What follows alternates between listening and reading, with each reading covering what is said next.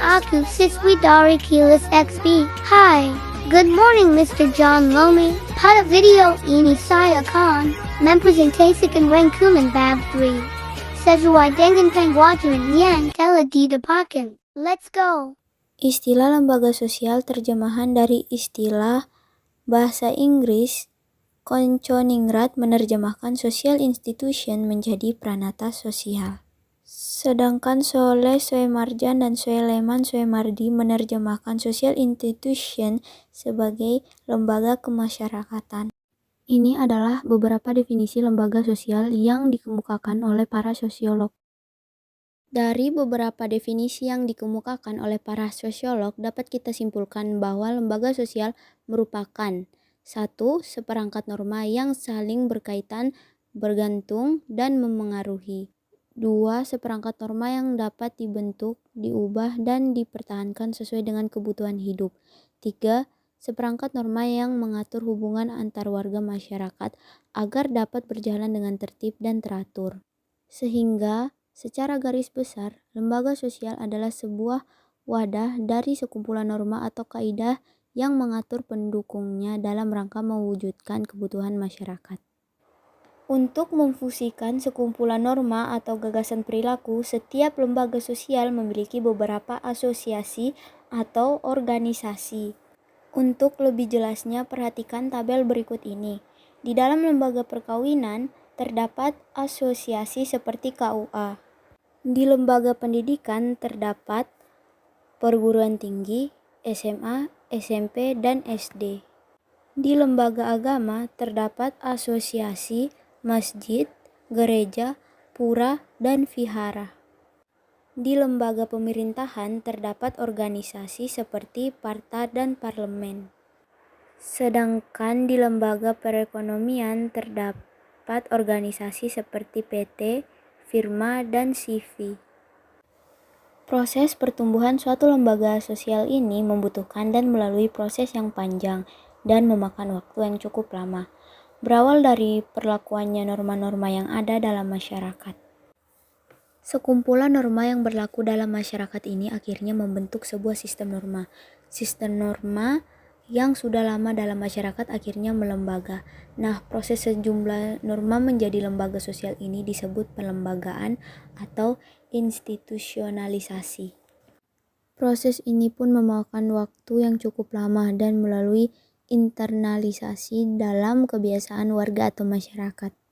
Lembaga sosial memiliki karakteristik atau ciri-ciri tertentu yang membedakannya dengan sistem norma yang bukan lembaga sosial. Karakteristik atau ciri tersebut adalah sebagai berikut.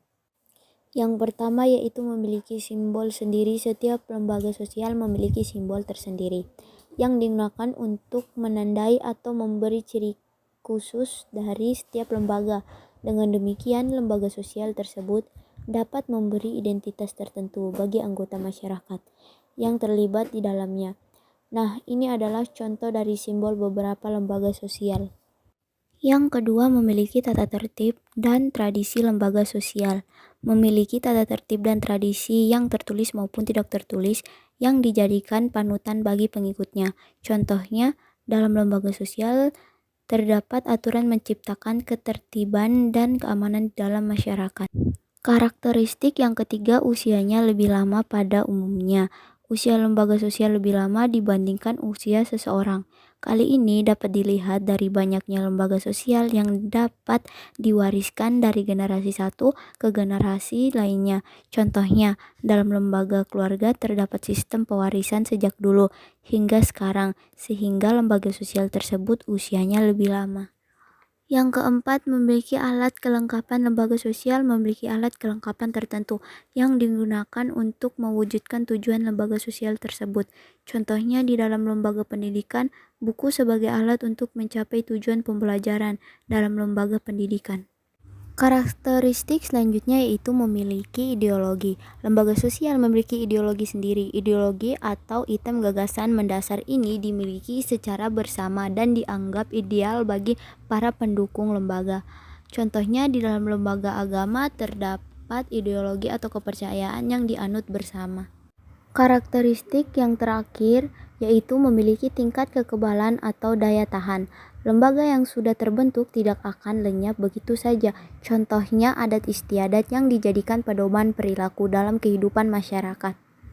Nah, itu tadi adalah karakteristik atau ciri-ciri yang dimiliki oleh lembaga sosial. Secara umum, fungsi lembaga sosial dapat kita bedakan atas dua bentuk, yakni fungsi manifest atau disadari dan fungsi laten tidak disadari. Mari kita bahas satu persatu.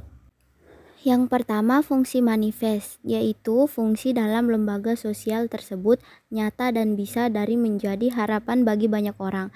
Contohnya, di dalam lembaga keluarga, kita sadar betul bahwa fungsi lembaga keluarga adalah tempat sosialisasi dan internalisasi nilai dan norma yang berlaku dalam masyarakat.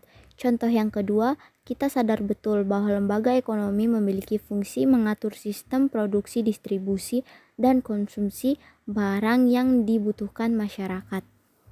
Sedangkan fungsi laten yaitu fungsi lembaga sosial yang tidak disadari dan bukan menjadi tujuan utama banyak orang. Dengan kata lain, fungsi laten adalah fungsi yang tidak tampak di permukaan dan tidak diharapkan masyarakat, tetapi tetap ada. Contohnya, fungsi lembaga politik atau fungsi laten dan lembaga politik adalah kita tidak sadar pemilu dijadikan sarana mendapatkan kekuasaan semata karena dengan kekuasaan seseorang dapat menumpuk kekayaan. Contoh kedua, di dalam lembaga keluarga, perkawinan tidak menjadi tujuan utama banyak orang karena perkawinan secara tidak sadar dijadikan sarana untuk menutup malu dari anggapan yang mengatakan bahwa orang yang tidak menikah berarti tidak laku. Nah, ini adalah tipe-tipe lembaga sosial menurut John Lewis Gillin dan John Philip Gillin. Tipe lembaga sosial dapat diklasifikasikan sebagai berikut. Yang pertama, berdasarkan sudut perkembangannya. Yang kedua, berdasarkan sudut sistem nilai yang diterima oleh masyarakat. Yang ketiga, berdasarkan sudut penerimaan masyarakat. Yang keempat, berdasarkan sudut penyebarannya. Yang kelima, berdasarkan sudut fungsinya. Tipe lembaga sosial yang pertama yaitu berdasarkan sudut perkembangannya terbagi menjadi dua, yaitu creative institution, yaitu lembaga sosial yang secara tidak sengaja tumbuh dari adat istiadat masyarakat. Contohnya lembaga perkawinan, hak, milik, dan agama. Yang kedua, inactive institution, lembaga yang secara sengaja dibentuk untuk mencapai tujuan tertentu. Contohnya lembaga pendidikan, lembaga utang piutang. Tipe lembaga yang kedua berdasarkan sudut sistem nilai yang diterima oleh masyarakat terbagi menjadi dua, yaitu basic institution, yaitu lembaga sosial yang penting untuk memelihara dan mempertahankan tata tertib dalam masyarakat. Contohnya keluarga, sekolah, dan negara. Yang kedua ada subsidiary institution, lembaga sosial yang berkaitan dengan hal yang dianggap kurang penting. Contohnya rekreasi atau pariwisata. Yang ketiga yaitu berdasarkan sudut penerimaan masyarakat, ada approved dan sanctioned institution, yaitu lembaga sosial yang diterima masyarakat. Contohnya lembaga sekolah dan perusahaan dagang. Atau ada unsanctioned institution, yaitu lembaga sosial yang ditolak masyarakat. Contohnya sindikat kejahatan, pelacuran, dan perjudian. Tipe lembaga sosial yang keempat yaitu berdasarkan sudut penyebarannya.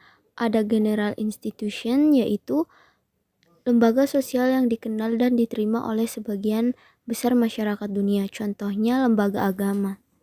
Yang kedua ada restricted institution, yaitu lembaga sosial yang hanya dikenal oleh masyarakat tertentu. Contohnya lembaga agama Islam, Kristen, Protestan, Hindu, Buddha, dan Konghucu. Tipe lembaga sosial selanjutnya yaitu berdasarkan sudut fungsinya. Ada dua, yang pertama operative institution, lembaga sosial yang berfungsi menghimpun cara-cara yang diperlukan untuk mencapai tujuan dari masyarakat yang bersangkutan. Contohnya lembaga industri. Yang kedua ada regulative institution, di mana lembaga sosial yang bertujuan mengawasi adat istiadat atau tata kelakuan yang ada di dalam masyarakat. Contohnya lembaga hukum seperti kejaksaan dan pengadilan. Hi, that's my explanation about the material of social institution. If there are any wrong words, please forgive me. Thank you.